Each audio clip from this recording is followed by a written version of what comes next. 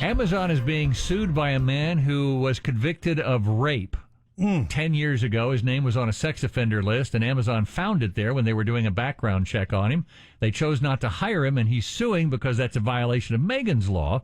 Jenna Quinn joins us. She is the author of Jenna's Law. Jenna, is Amazon wrong to be looking, if they are looking at sex offender websites when they're determining who they're going to hire? This is not wrong at all. This is exactly what background checks are for. Background checks are for the safety and awareness of the general public.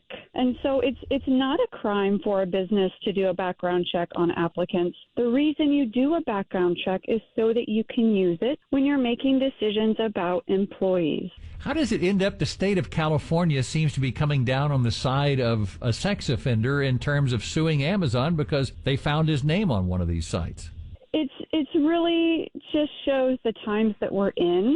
It's very the offended are very quick to sue, right? And especially if you're looking at a company like Amazon. But I think what's important for people to understand is that, most sex offenders don't have a background, actually. The national conviction rate is less than 10%.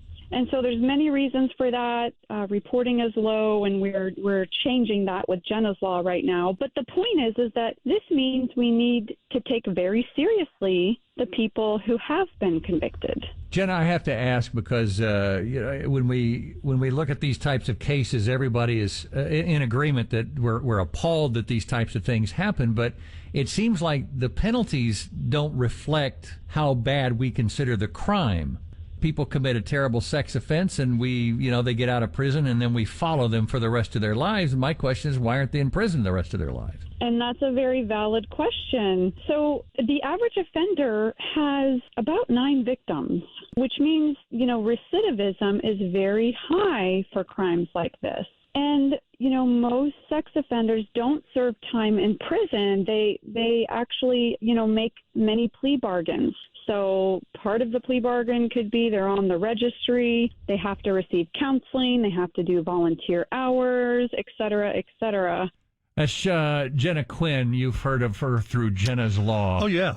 It's appalling to me that a company, bottom line is a company's got to do background checks because they can get sued if they hire somebody who's got a background of committing felonious acts. Okay, let me be the felon here. All okay, right. I'll take that side. Okay. I have done that. I'm a sex offender. All right. And I have served my time. I have paid my due to humanity. Mm-hmm. Do I deserve a second chance?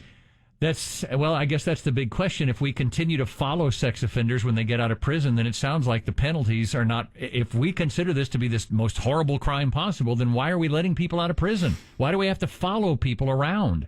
Have them check in. Why do we have to constantly monitor them? It seems like that's a whole other radio show about what the DAs are doing to it is lawbreakers now. Companies have to do background checks, and I think it's like, don't shoot that man because you'll get a ticket for that.